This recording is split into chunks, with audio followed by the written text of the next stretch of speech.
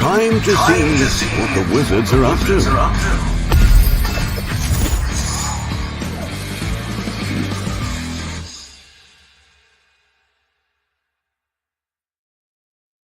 Hey, everybody. Hey, everyone. Happy Tuesday. Thanks for joining us. Yeah. We've had a very busy time since the last Yeah, time we've we were been- on the live stream. Yeah, we had the Gamma Trade Show. Rob Torino. And we had some puppies. We wanted to show our new Oh my puppies. goodness, we got so many of these little There's that one. guys. Look at these guys. So we actually had 5 puppies born last week. Their eyes aren't open yet. We've got 2 Pomskis, Teddy and Rogue, who some of you might have seen occasionally on stream, and they have these beautiful little pups.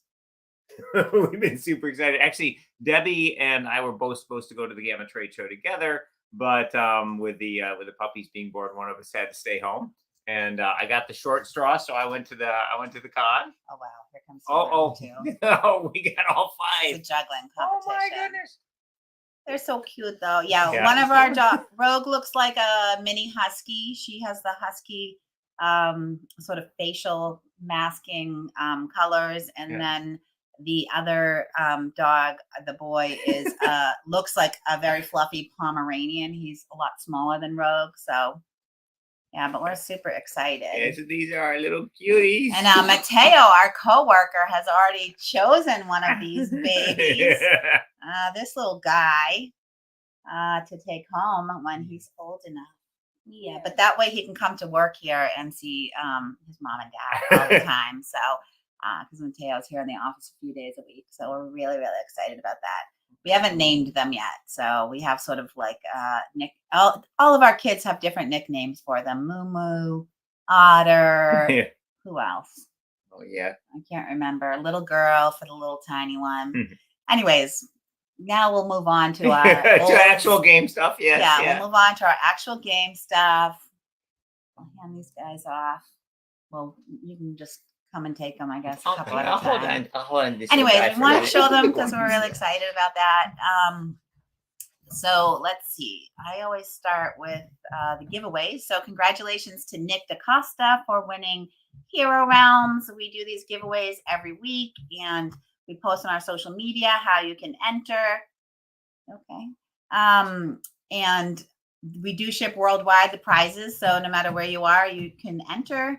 And then this week, we're actually giving away 5 individual promo cards. So this is the promo card, the Stingray, that we had created for our retail partners for the Gamma Trade Show. And they're not available anywhere unless, you know a retailer that got them at the Gamma Trade Show. So we thought this would be a great thing to give away. So if you want, Saf will post below and on our social media how you can win one of these. But we will, over time make them available in other ways. So don't worry if, we're not only going to give out like 5 of these ever. But this is your chance to get one immediately because we have some here in the office.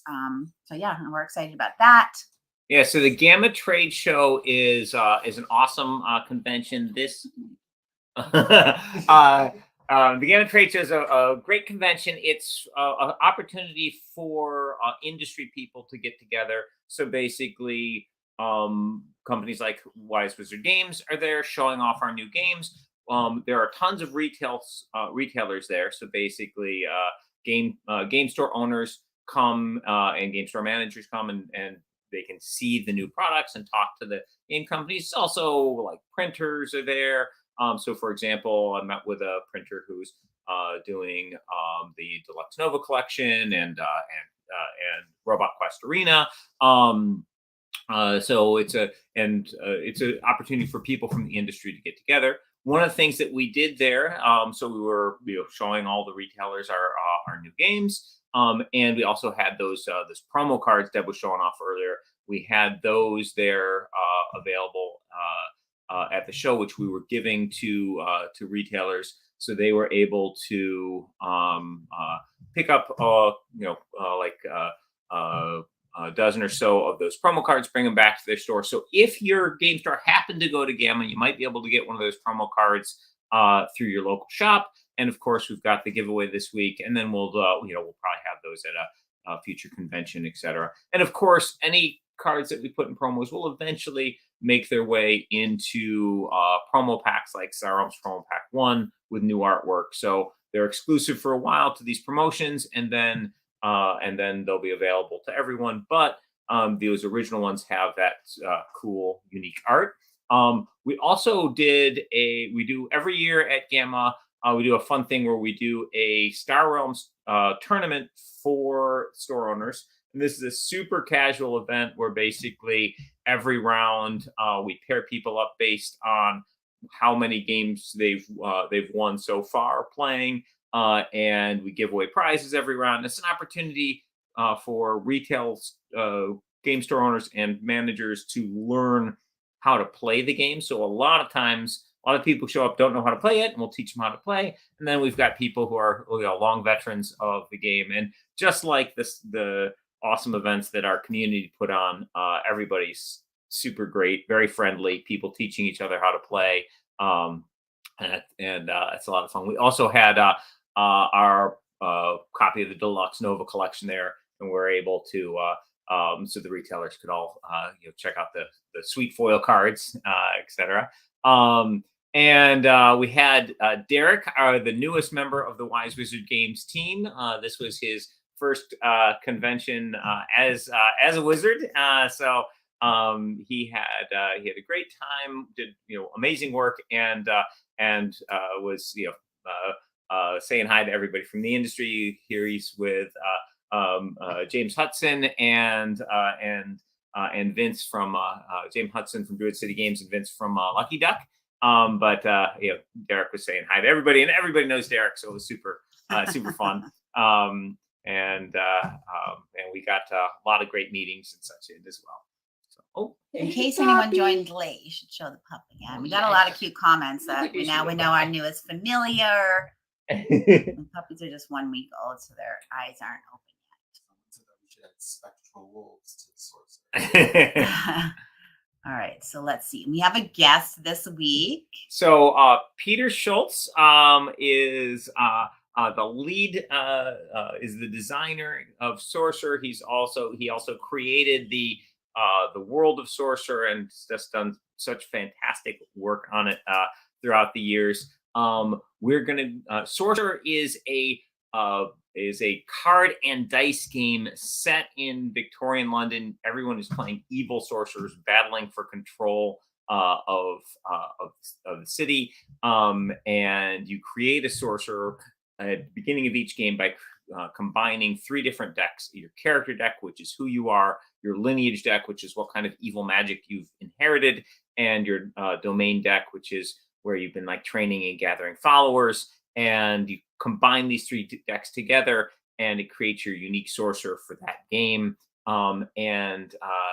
It gives you incredible replayability on the game. We have a new set that we are working on called Endbringer, and this changes the game into a cooperative game where you can play together against a evil demigod, and it's incredibly powerful. And it has the same kind of replayability in that when you're creating your nemesis, you're putting together the nemesis, which is which demigod you're fighting, the archetype, which is what type of followers they have, their army basically, and then you can also add a scenario to that, which gives the victory conditions and special rules for the nemesis. So it's got incredible replayability, and when you combine the ability for 1 to 3 players to play against it, the players can have different decks each time, and the different nemesises,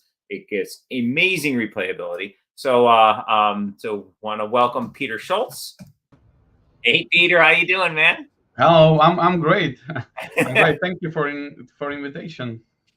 Yeah, so Peter and I have been we finished up the Sorcerer stuff a while back, and we posted stuff on Tabletop Simulator. We had people were Peter's people local to Peter were playtesting. People were playtesting on the tabletop simulator. We got a lot of feedback from backers. And then Peter and I went through basically all the feedback, made a bunch of like little tweaks to clarify cards and make things a little more understandable. But one of the biggest issues we were running into was just the difficulty level. We wanted an extreme challenge when playing, so that you would get can get a lot of replayability, and you could work to find different combinations of ways you could create your sorcerer that would give you the best chance, etc. But for a lot of people, the difficulty level was just too high. And so, actually, Peter, you had some a really cool idea on how to address that that difficulty. You want to talk a little bit about the? Of course. Yeah. Of course, I will. Okay, at first, before I will go to the Blackstone, to the new cards, to the new stuff, I will just briefly tell the mindset regarding the difficulty of the sorcerer. I was creating this Endbringer expansion to be. We decided to not be a standalone product, so I was designing it to be an advanced a product for advanced players. But we find out that that even the new players are really interested into the cooperative side of the sorcerer.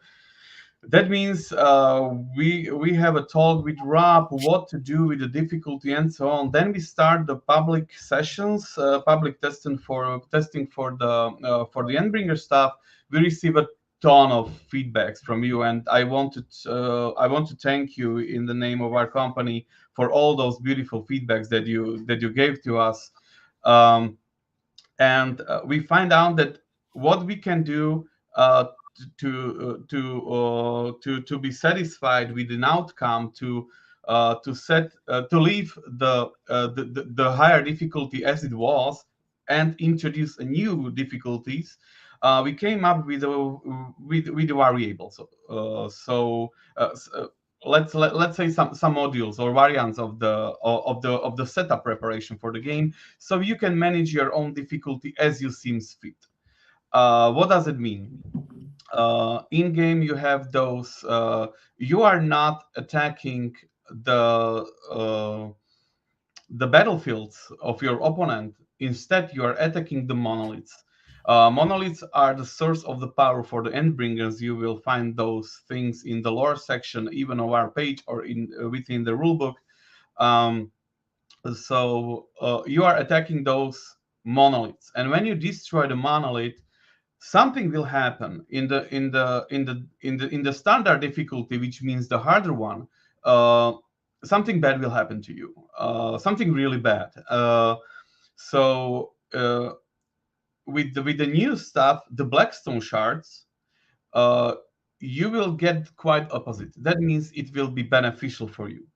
What does it mean? When you destroy a monolith, you will get an effect that you can resolve in a moment. The monolith is destroyed.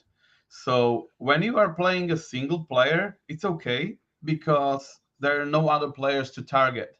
So you just pick one of those two effects which are stated on the card, and you are good to go. So you just destroy the monolith and resolve the mechanic. When you are playing with more than one player, the player which hits the monolith and destroys it will choose a player and choose an effect for that player, and he will get this beneficial effect. How is it scaled? When you are playing with more players, there are more monoliths in play. So when you are playing alone, you have one monolith per side of battlefield. And for instance, when you are playing in 3 players, there are 3 monoliths per side. So there are 9 effects in total. So that's how the game is scaling. So that's important. These new Blackstone shard cards will give you something like a reward. The people who are who wants to be rewarded for their efforts, like when you get some loot in the RPG games and so on. This is something similar to so you will destroy the monolith and you will get the loot from it, and the loot is presented as a as a beneficial effect which you will resolve immediately after it is destroyed. Yeah. So with the shards, so basically there's these monoliths that basically are like allowing the demigod to stay in our dimension, and if you can destroy them all, you can banish them. That monoliths are created from the black stone. That's the only material which does not exist in our real world, but it exists in the sorcerer world.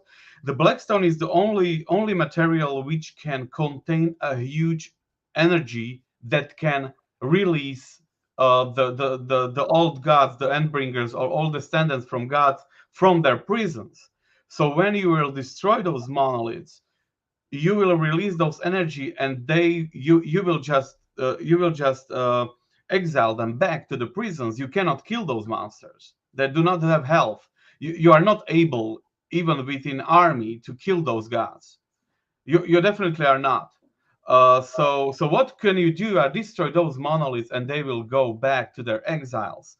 And that monolith contains a magical power, and this is the source. I mean, this is the beneficial effect for you. So basically, when this was first designed, we had monoliths that, when basically as you broke them, basically you were getting the demigod really angry, and they would, like, as you broke their monoliths and were weakening their hold, they'd be lashing out at you.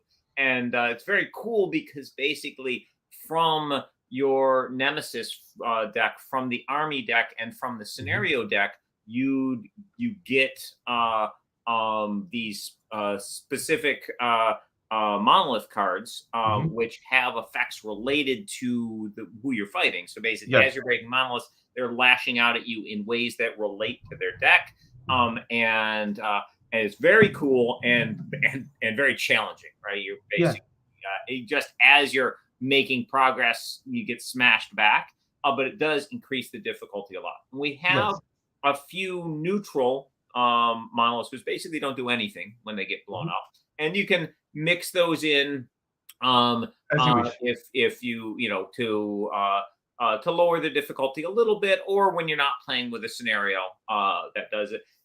But even in that mode and some of our other difficulty modifiers, the game was still a little too challenging for some players. And then Peter had this idea: we could have some monoliths that allow beneficial results. And so we added basically an entire booster pack worth of content for free for the backers to address this issue. And so basically with those, you can, if you want to play on the hardest mode, you can have all the difficult ones that give the Nemesis additional powers as you defeat them. He's basically getting angry and lashing out at you. Or you can mix in some of the neutral ones. So sometimes they'll do nasty stuff to you, but sometimes you get lucky and it'll have no effect when you break one. Or you can mix in any number of these beneficial ones. So as you're breaking these down, you get little benefits. You could even shuffle all that together, and then you'd have way more than the 9 that monoliths that you'd need for a 3-player game. And basically, if you shuffled all of them together, then sometimes bad things would happen to you. Sometimes you have something similar to booster packs. You do not know what you will get. So basically, this gives us both the ability to modify the difficulty of the game and give you the ability to have a game where things could get more difficult or easier, and you're not sure what's going to happen.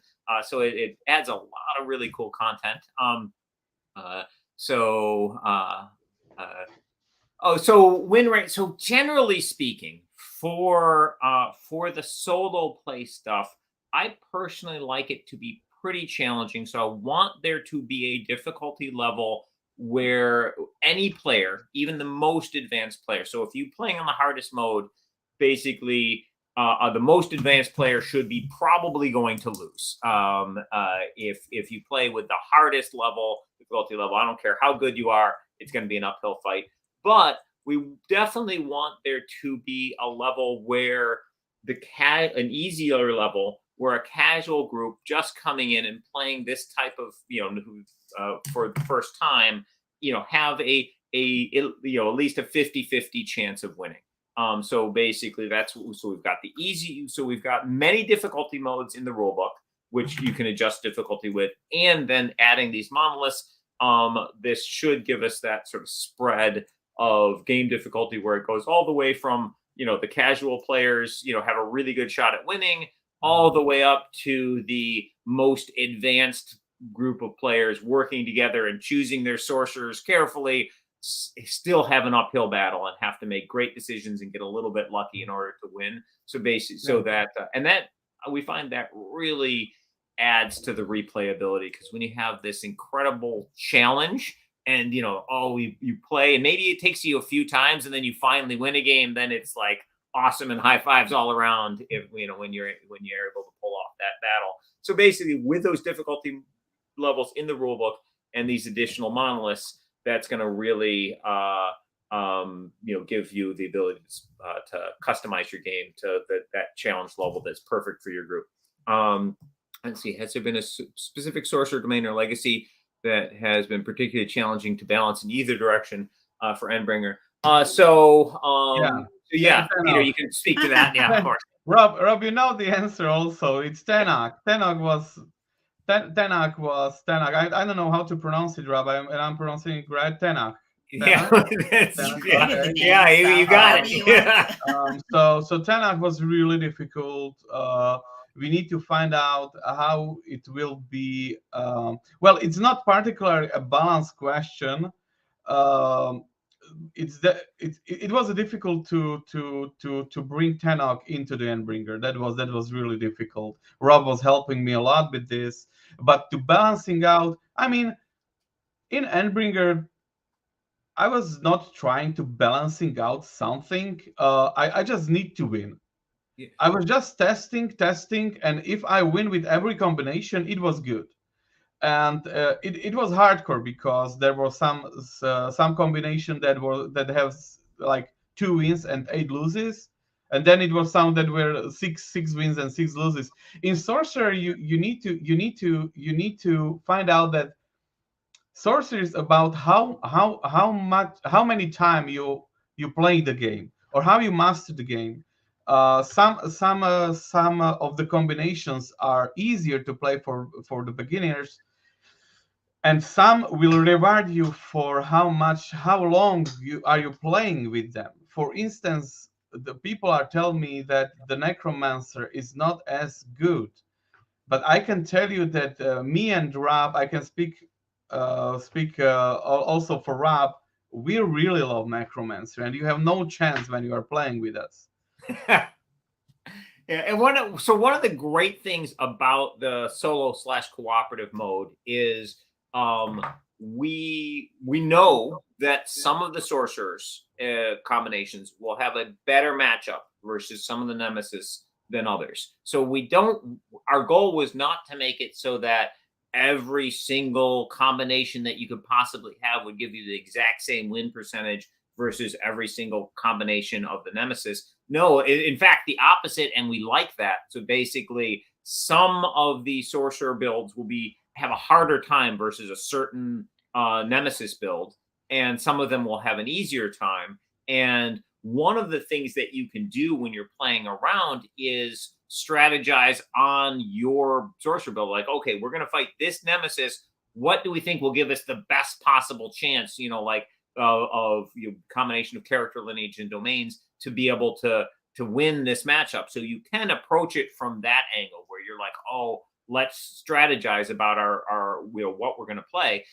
Or you can take the opposite approach and be like, let's have the most challenging game possible and give your, and you can either randomize your characters or choose your characters first, then choose the nemesis. Or you can specifically choose characters that'll have a harder time because they can't deal with specific things that the Nemesis is throwing out. So that gives us a whole lot of customization and replayability by having that, that variant. So exactly.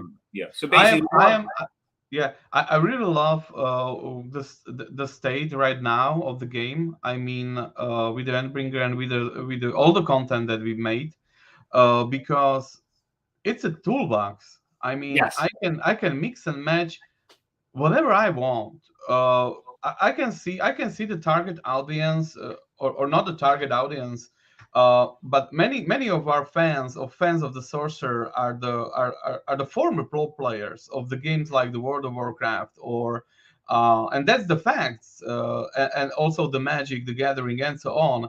The cool thing is that in Sorcerer you have a product from the scratch. That means that all the cards are good.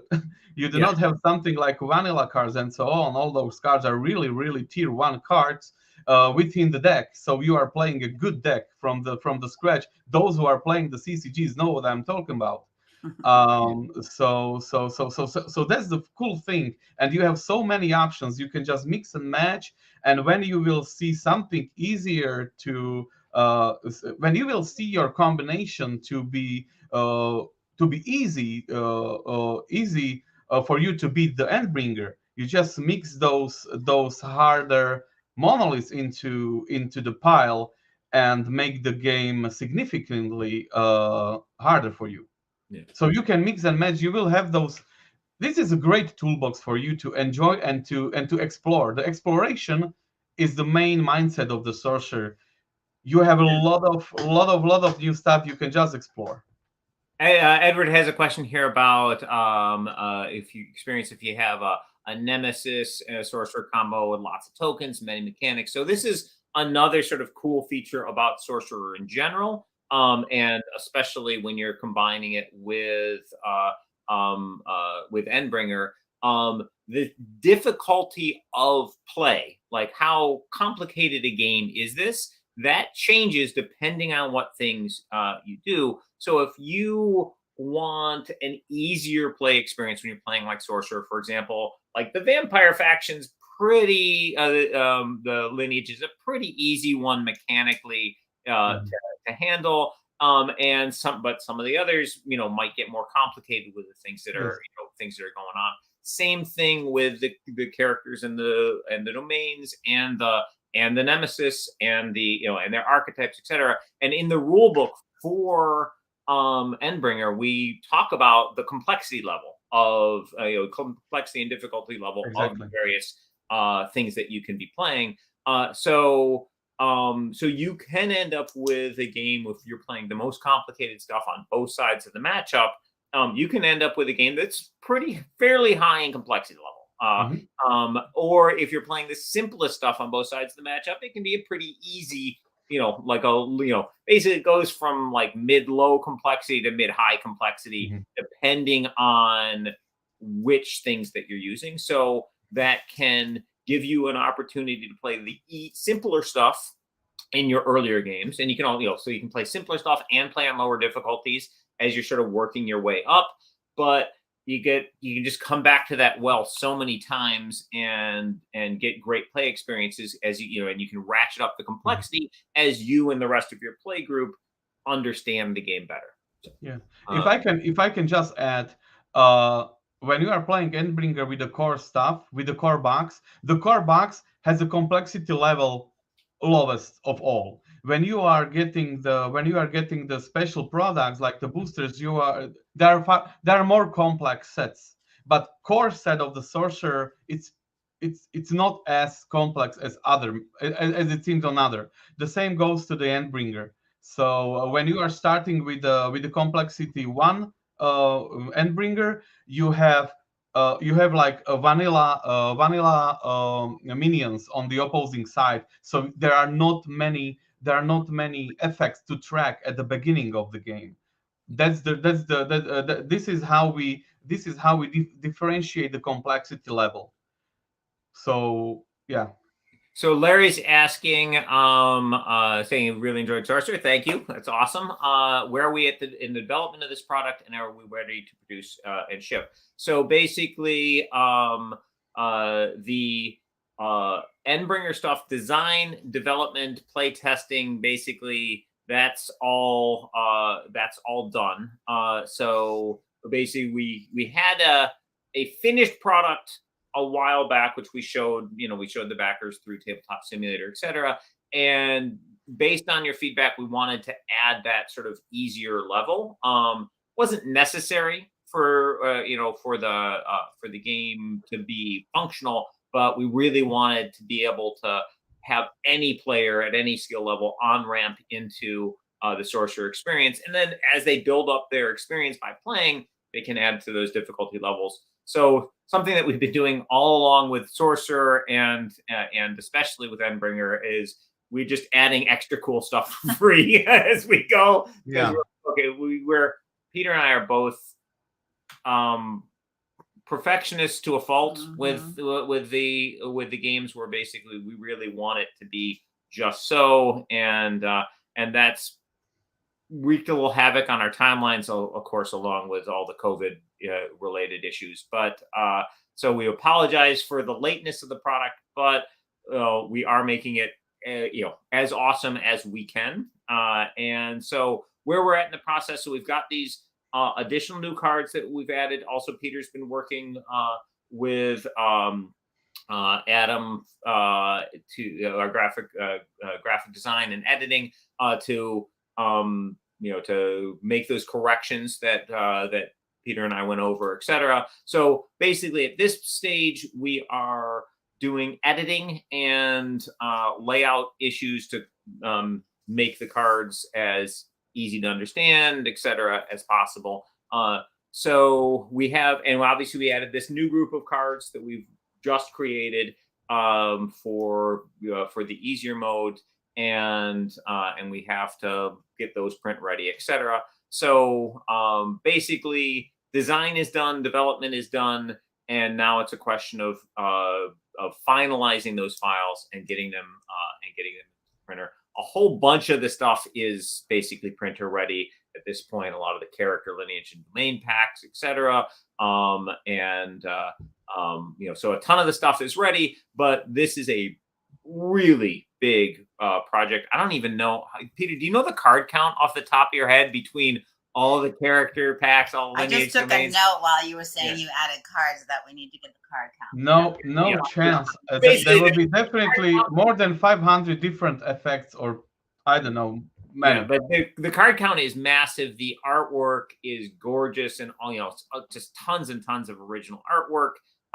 And so basically, even though we're like 99% of the way there, this final stage of just making sure all the print ready files are fully correct will take a little bit of time. My best estimate is we'll have the all the files, including all these new cards, submitted to the printer next month in April. And then we'll be awaiting the pre-production proof.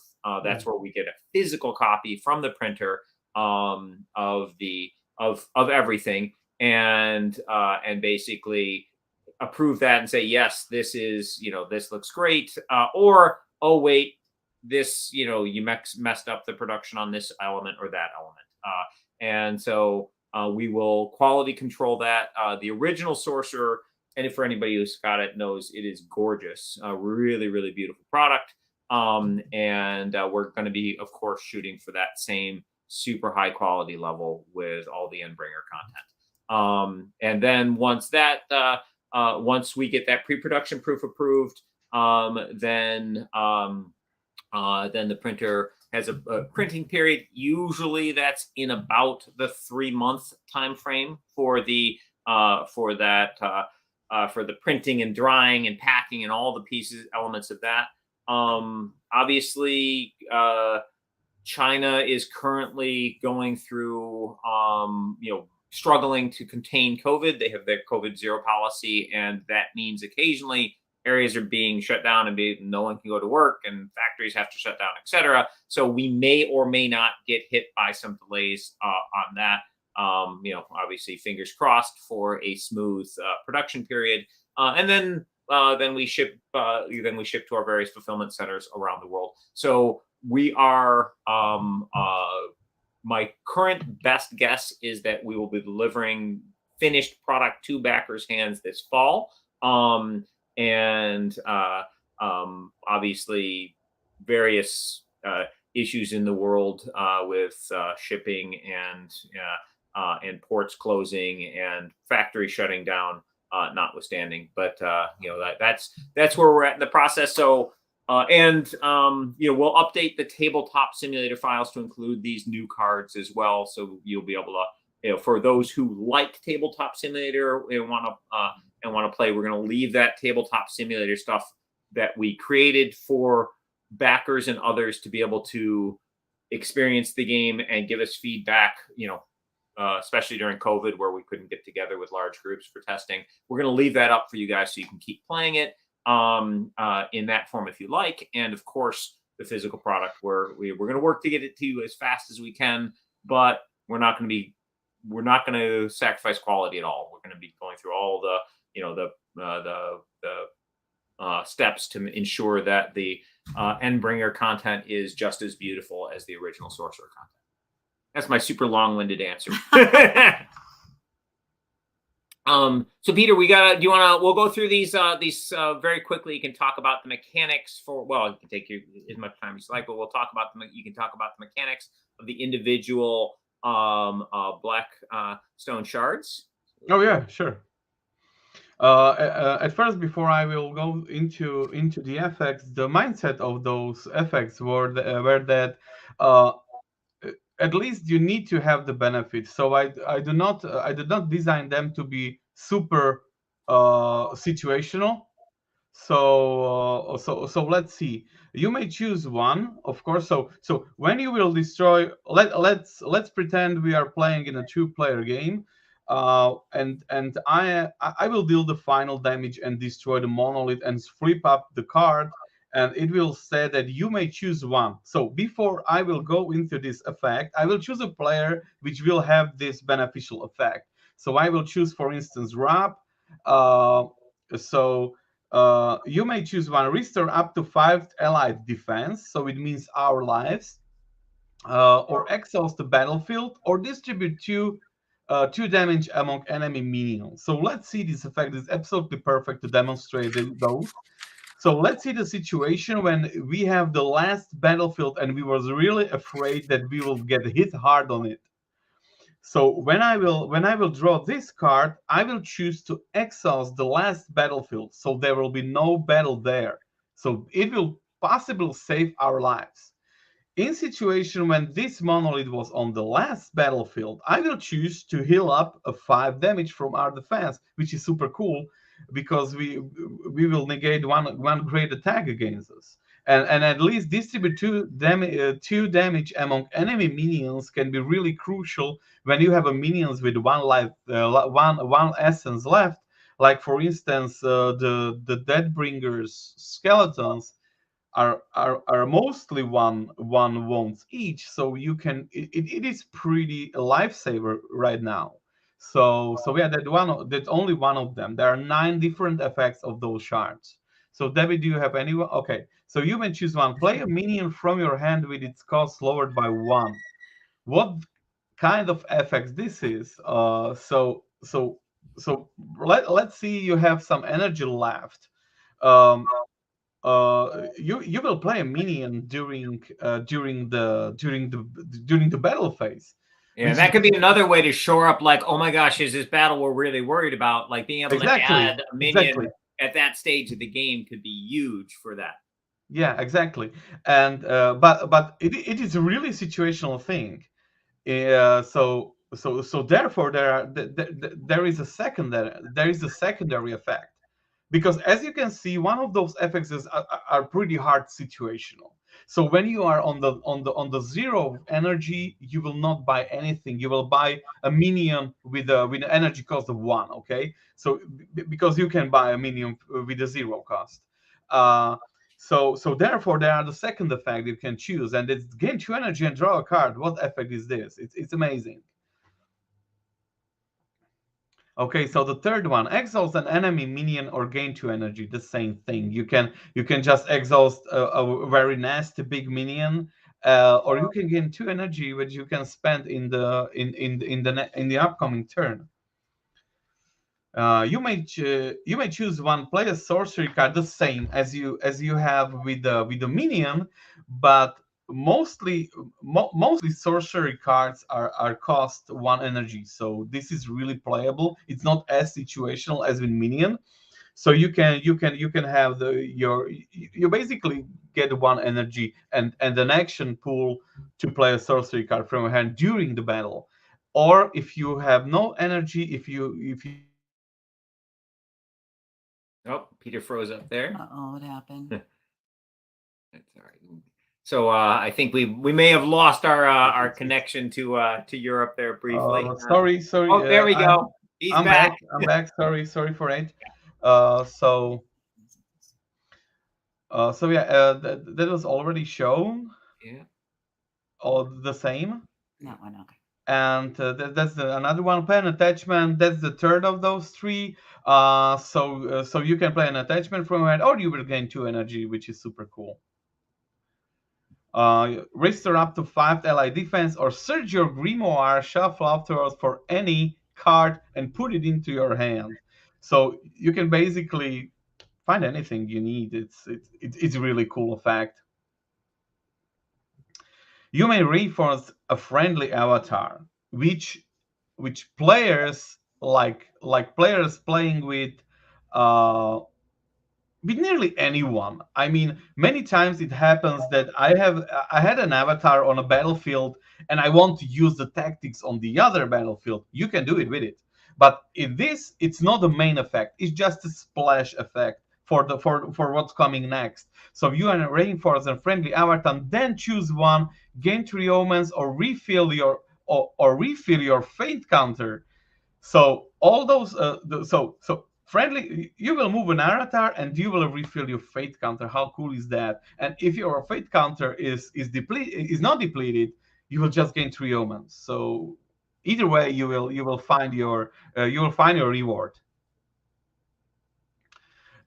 Choose one. Restore up to 5 allied defense. As you can see, there are more than 3 cards which you will restore your defense.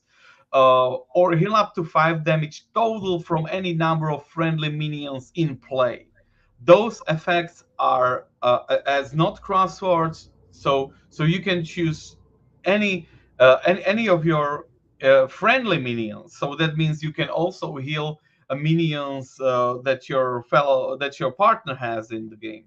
So yeah, that's a really important note. These are not battlefield specific effects. So when you defeat one of the monoliths and get this effect, you can apply it to whatever battlefield you feel like you need the help in. So that'll be those Blackstone shards contains a very, very rare and very powerful energy within it.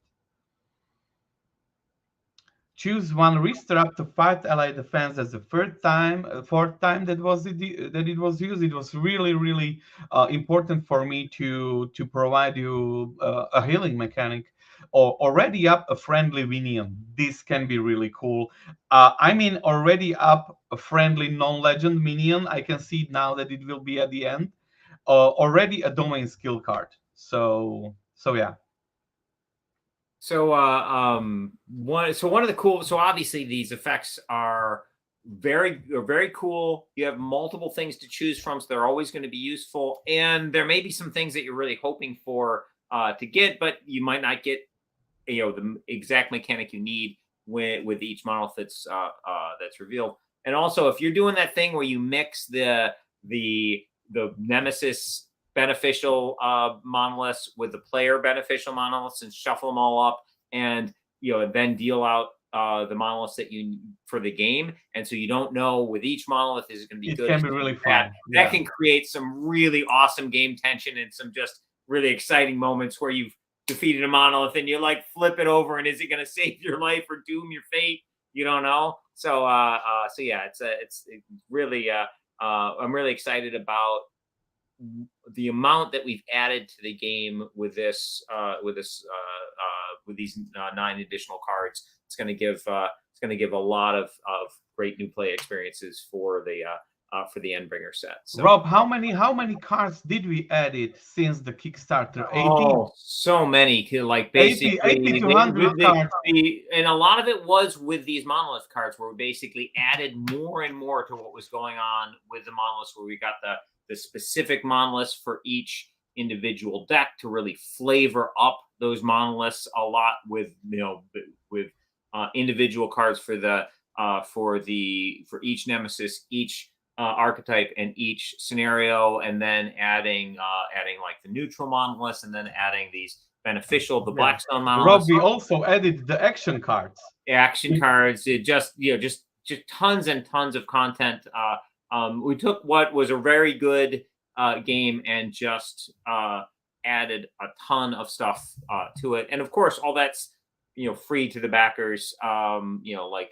It will affect the end MSRP that the product sells for in stores. But backers, when you back our product, you're in, and doesn't matter how much stuff we add to it, you're getting all that. So yeah, it's a lot. We'll have to go through and check, but and that's a fairly typical thing for us, where we'll add a bunch of coolness after the fact, because we just want to make the products as I remember, Rob. I remember the moment that I realized that how cool it will be that every single nemesis will have its own action deck, and it was a moment when I want to tell you that it will be cool that we need to edit 60 cards or I mean 80 cards, and it was like I was really afraid that to tell someone that Kickstarter is handed at 80, which is the separate product on itself. I mean, and Rob was like, if it makes the game cooler, yeah, go with it. And okay, fine, perfect. Yeah, but it's been a real joy working with Peter on Sorcerer, because there's so much passion that you have for this product, for this world, and I see you bringing that passion to every single game design project you work on. But there's I was sort of first saw it in Sorcerer, when we first met, and you were talking about this game that you had 7 years ago, world you designed. And I just love seeing that level of passion from a game designer. It always shows through in the product, in the end. So yeah, I love what we accomplished with the first Sorcerer set and the Kickstarter expansion for that, and I'm even more excited about the content for Endbringer. Yeah. Thank you, Peter. For joining us. We got a lot of other questions. I've been asking much. Sorcerer ones. So thanks for joining, and we'll see you on a future stream. See you, Peter. Bye bye. Thank you, Peter. Bye. Okay, yeah. Okay, I've been making notes on these questions. So one question I had here was Hero Realms in Polish. So Hero Realms will be available in the Polish language. We're continuing to work with our partner IUV, who they were part of Ateneum. They've been doing a great job. They've been doing a fantastic job, and we hope to see the organized play also ramp up in Poland, because historically there's been a lot of organized play organized for our products. So yeah, you will be seeing it. I don't know off the top of my head what the timeline is, but you could probably, the best thing is to reach out to them. And if you don't know who they are, or you don't have that information, you could send support an email or send me an email, and I can look up that information for you and get it to you. But thanks for asking. We're really excited about our games in Poland. All right. Did we come across any games that interest you? So they think we got to play other people's games at Gamma? I did actually. Get to play a little bit. Stoneblade Entertainment, my friend Justin Gary's company, they have a new implementation of the Soulforge game, like a physical implementation of that, and it is really cool. Definitely something to check out when that comes out.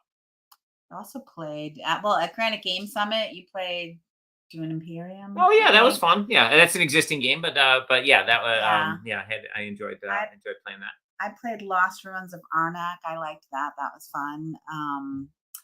And yeah, the really hot games when I was at the Granite Game Summit were like so busy I couldn't play them. I wanted to play Arc Nova, which is super hot right now, but it was never available.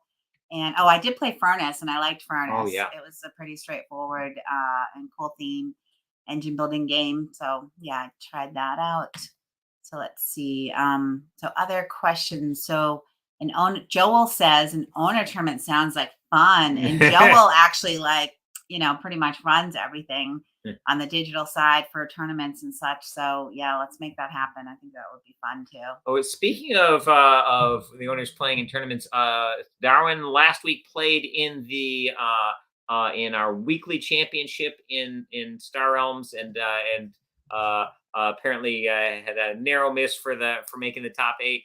And he had a lot of fun, and I believe he said he's going to come back this coming week and play, and might even stream it. So so that'd be a fun thing to check out. Well, one question we had here was, are we thinking someone noticed, I don't know where the question is now, that we've done streaming of in-person events in terms of tournaments, and is that something we could think about doing again in future, like maybe at PAX East? Yeah, it's possible. Basically, it's one of those things where, depending on how you do it, it can go from very easy, like, hey, we're Facebook living while things are going on, and you get a little shaky cam, or we've done all the way to at our game expos that we ran several years back, where we bring in like a professional crew to film, and that's a whole production. So that's there's a lot of dollars and time involved in making that happen smoothly. So certainly something we're looking at. We'd also be open to any press that wanted to do some coverage. If we're doing a Legend series, and you are a streamer who covers game content, and you want to come and interview people and film some matches and stuff, by all means, that'd be awesome. And it might be something that we do on a more professional level at in some future events. We've done it previously. It's very cool. Does have a lot of work involved in doing it, but it is a lot of fun. I mean, we maybe could do like one phone live, but that takes a lot of work, and it's not great. Like, you don't get to see the players, and you kind of just see the game, but we can talk about that and look at it. Let's see. Oh, and on the digital side, some of the features we've added to Star Realms are super cool for checking out events. So you can go to any of the recently finished Star Realms tournaments. You can click on them. You can click on various rounds. You can click on individual matches, and you can watch a replay of any game in the entire tournament. So let's say you won a tournament, and you're like, oh man, I wish I was streaming that. Well, you can basically replay your games and talk about what happened with them and walk your way through the entire tournament.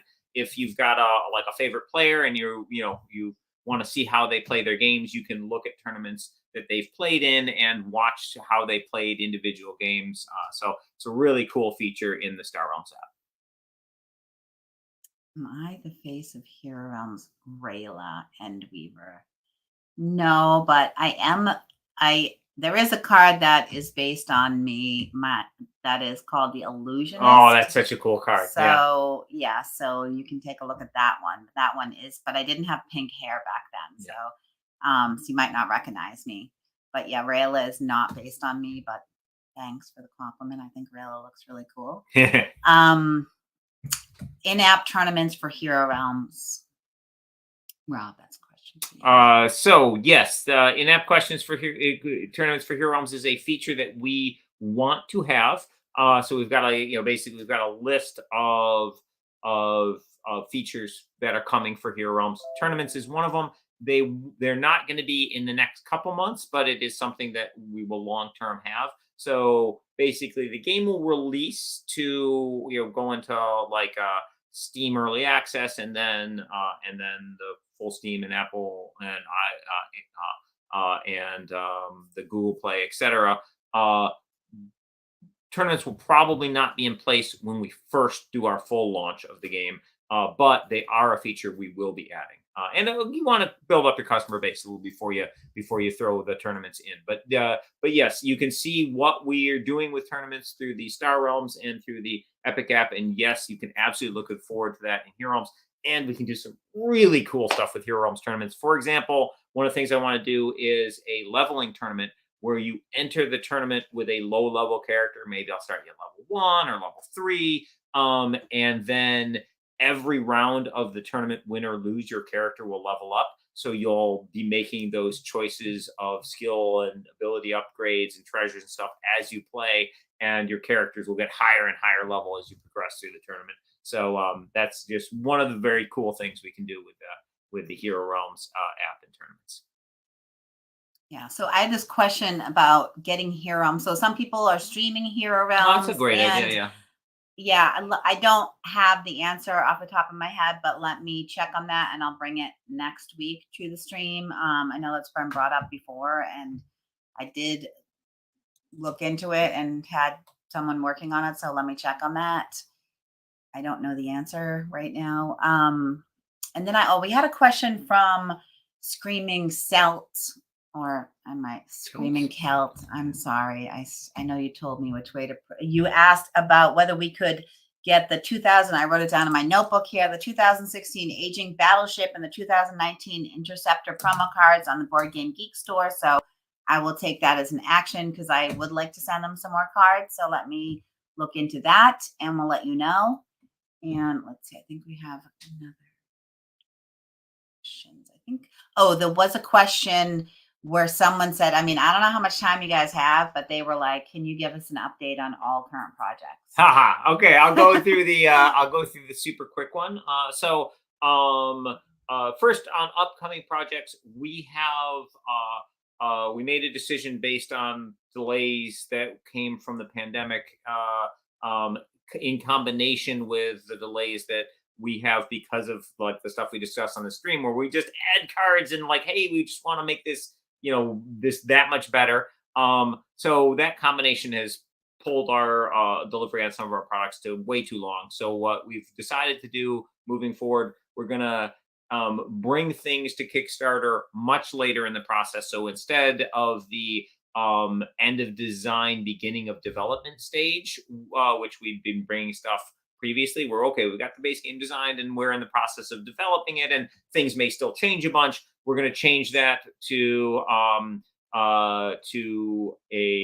we're going to bring things to Kickstarter at the end of development. So basically all the tweaks and changes and we want to add this and that to make it cooler, we're going to have that all done ahead of time. And so basically that's going to shorten the window dramatically for when people get stuff. That's the reason why we had originally announced we were going to be doing the Dungeons Kickstarter last fall, and we've delayed that. And so basically we're going to finish up the product and get it ready to go, and with all our future, Kickstarters. So we'll have we have a little hiatus of putting out new stuff while we're basically moving the ball forward on all these projects. On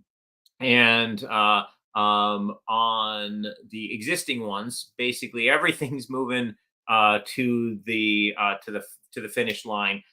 So with the Deluxe Nova collection, we've gotten the pre-production proof that's been approved. It is at the factory basically the factory has all the files and is in the production process. Currently, they are getting all the physical material components they need to print, and that printing will be a little bit longer than a normal printing because of the extra drying time the foil cards need to minimize the curling that can occur with foils. So foil cards look gorgeous, but people who played various games know that if they don't print them right, they can bend a lot because of the different materials used in them. So you never want to get any foil card wet or in a highly humid area. So you want to treat your foil cards nicely, but they can be a lot more resilient if they are properly dried, etc., which is one of the steps we'll be taking. So anyway, that one is in process.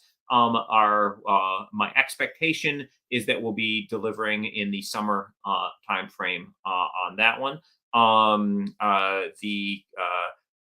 Sorcerer, we just talked about where we're at on that. Kapow, we have all the files that are at the printer. We actually just got our digital proofs, and we have caught a couple very minor things that we want to correct, like just little like grammar issues and stuff. So we're going to be making corrections and resubmitting for digital proofs, and then we'll be getting and then the next step will be getting the pre-production proofs from the factory. So basically, all files are in on Kapow, and the dice and such, all the plastic components have already been. We've done them before, so this is a reprint on those, so that will be a much smoother process. So my expectation is that the physical proof, the physical pre-production proof, will be approved, because there's nothing new content wise there. It's it's new cards and new new boards and stuff, but no brand new component types. So that'll make so I believe that process will be fairly smooth. And then finally, Robot Quest Arena.